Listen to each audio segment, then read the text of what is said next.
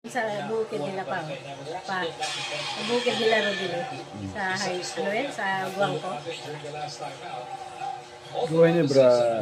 Ano tayo ni Bra, guys? Hindi daw nagtataas ng boses, hindi pa siya nagagalit. Kinikwento na Maganda pa yung pagkagawa ng bahay na yun.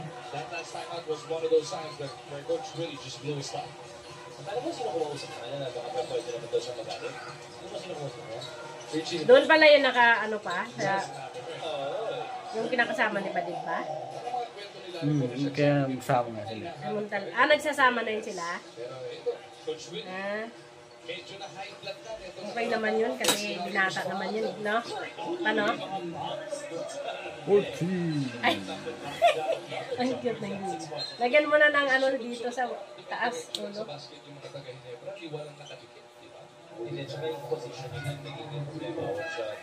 Paano to, Pe? Pitin mo din mo. Mula dito sa baba. Parang maliliit lang.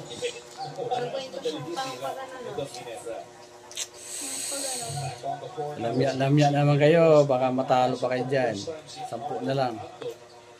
Was being seeing only his 5th PBA game in 50th season. Sampu kabate ng Ginebra. Abarrientos is back on the floor para sa Sus! turns it over. Rosario's whistle against Richmond. Hindi nag-comment si Ardel dito sa anak niya. Iimbestigahan yata kung breakaway pa. Troy Rosario, RJ Barrientos nag-usap doon. Emily Florencio pa. Rotation pa. RJ wanting Troy Rosario to go a certain direction. Sinisilip kung may play on the ball. Uy! Tayong basketball, guys. Celebra. Rosario Paul.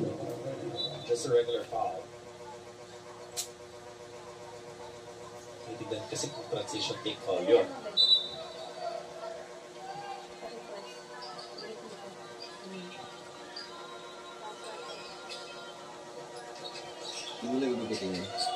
So it's going to be Rivero, Tio, Anglo, other than si Perkins and Tuffin ang libre ng Phoenix, Tio Didiscafe, ibigay kay Rivero.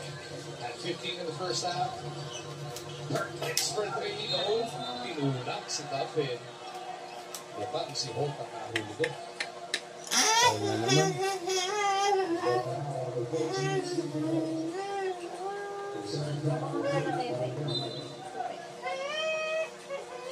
Hindi mo usually hindi mo nakikita kay Stephen Holt ang nahuli.